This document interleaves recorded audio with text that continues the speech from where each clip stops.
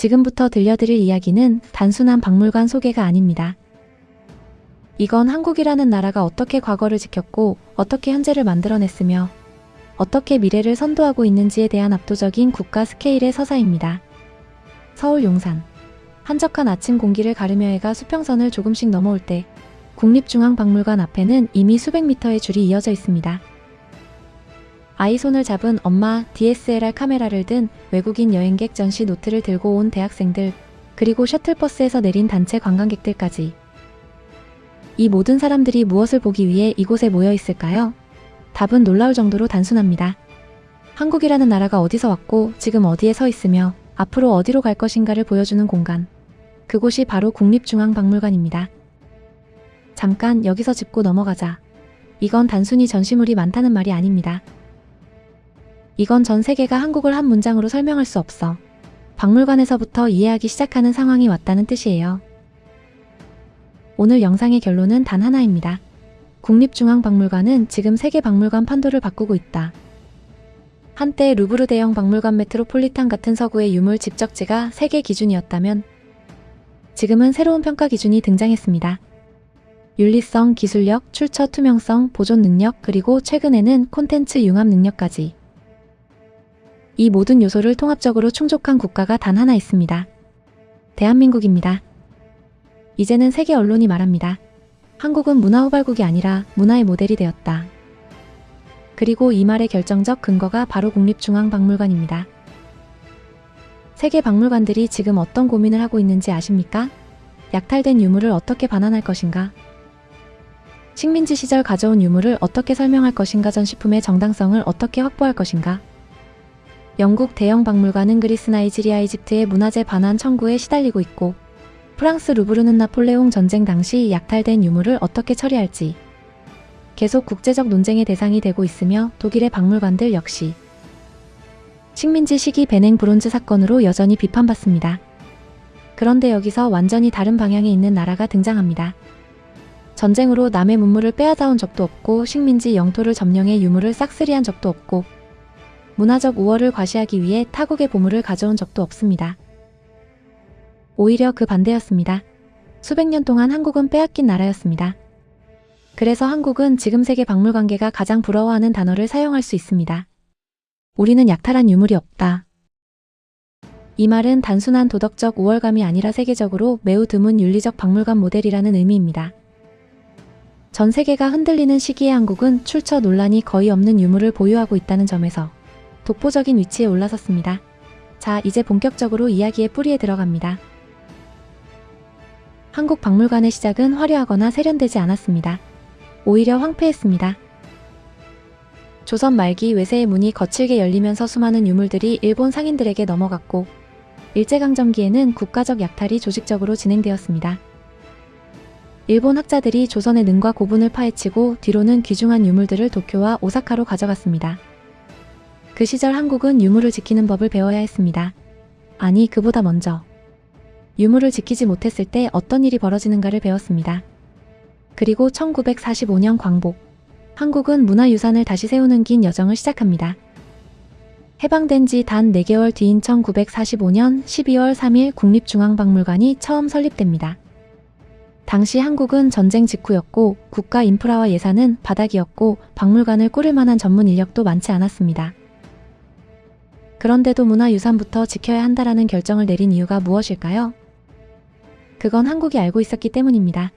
우리의 뿌리를 잃으면 미래를 세울 수 없다는 사실을. 그 후 1969년 박물관이 다시 확장되면서 본격적인 국가문화기관의 형태를 갖추게 됩니다. 그리고 2005년 용산 이전. 이건 단순한 이전이 아니라 한국 문화인프라의 재탄생이었습니다. 건물 규모 13만 7천 평에 달하는 초대형 시설, 전시 면적만 무려 4만 5천 평. 여기에 수장고, 보존, 처리실, 연구실이 함께 들어가 전시, 연구, 보건, 교육. 이 네 가지를 동시에 수행하는 아주 드문 통합형 박물관으로 재탄생했습니다. 그리고 국중박은 한 가지 놀라운 점으로 세계 전문가들을 놀라게 합니다. 바로 이 엄청난 규모의 박물관이 입장료 무료였다는 사실입니다. 이 부분에서 다시 반전이 생깁니다. 무료 박물관인데, 세계 최고 수준의 시설, 무료 박물관인데 전시품은 모두 정당한 출처. 무료 박물관인데 AI 보존과 디지털 아카이브 기술은 세계 최상위권. 세계 학자들이 말합니다. 한국은 공공문화가 곧 럭셔리가 된 유일한 나라다. 이제 여러분, 우리는 한국 박물관 역사에서 가장 놀라운 순간, 성장 곡선이 폭발하는 장면으로 들어갑니다. 2020년대를 지나면서 국립중앙박물관은 그야말로 기록을 새로 쓰기 시작했습니다. 국내 언론은 말했습니다. 평일 아침인데도 100m 줄이 서 있다. 주말이면 300m 오픈런. 그리고 박물관 앞 잔디광장. 그늘 아래, 벤치 위, 심지어 바닥까지 사람들이 빼곡합니다. 대체 왜 이런 일이 벌어진 걸까요? 2020년 이후 세계 여행 트렌드는 전시미술 역사 중심으로 이동했습니다. 한국은 그 흐름을 가장 빠르게 잡았고 국립중앙박물관은 그 최전선에 위치했습니다. 해외 관광객들은 한국에 오면 쇼핑, 음식, 관광지 방문해서 끝나는 것이 아니라 문화체험을 필수 코스로 넣기 시작한 겁니다. 그동안 남산한강, 홍대, 그리고 강남만 찾던 외국인들이 2023년부터는 명동, 경복궁, 국중박이 3개 루트를 한국 여행 필수 코스로 올려두기 시작합니다. 이건 우연이 아닙니다. 한국은 더 이상 K-팝 국가만이 아니라 문화유산 국가로 인식되기 시작했습니다. 여러분, 박물관 세계는 지금 진실성의 시대에 들어갔습니다. 우리가 보여주는 유물은 어디서 온 것인가? 에 대한 질문이 세계 연구자들 사이에서 핵심 주제가 됐습니다. 영국 대형 박물관이 파르테논 대리석 반환 문제로 국제적 압력을 받고 있고, 독일과 프랑스는 식민지 시대의 약탈점령 기록이 드러나면서 박물관 운영 방식 전체가 흔들리고 있습니다. 그 와중에 한국은 말합니다. 우리는 남의 것을 빼앗지 않았다. 우리가 가진 유물은 우리 땅에서 나온 것이거나 되찾아온 것이다. 이 한 문장이 전 세계를 충격에 빠뜨린 이유는 그것이 너무나도 드문 사례이기 때문입니다. 약탈 논란이 없는 유물 중심의 국가 박물관은 손에 꼽습니다. 한국은 그 중에서도 대표적인 국가입니다. 그래서 지금 세계 박물관계에서는 윤리적 박물관 모델이라는 개념이 나오고 있는데 그 중심에 바로 국립중앙박물관이 자리합니다. 한국은 단순히 전통 유물을 잘 보존하는 나라가 아닙니다. 기술로 문화유산을 되살리는 나라입니다. 실제로 국중박에는 AI 기반 균열 감지 시스템, 3D 스캔 복원, 온습도 자동 관리 시스템, 디지털 아카이빙 플랫폼이 구축되어 있습니다. 유럽의 박물관 관계자들이 한국을 방문하고 나서 가장 놀란 게 바로 이 부분입니다. 그들이 말합니다. 미래의 문화유산 보존은 한국에 있다.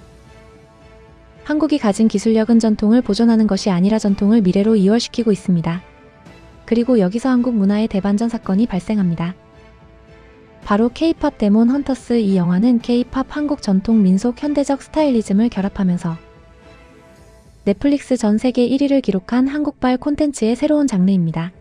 그런데 중요한 것은 이 콘텐츠의 테마와 디자인이 한국 전통 문화와 깊게 닿아 있다는 사실입니다.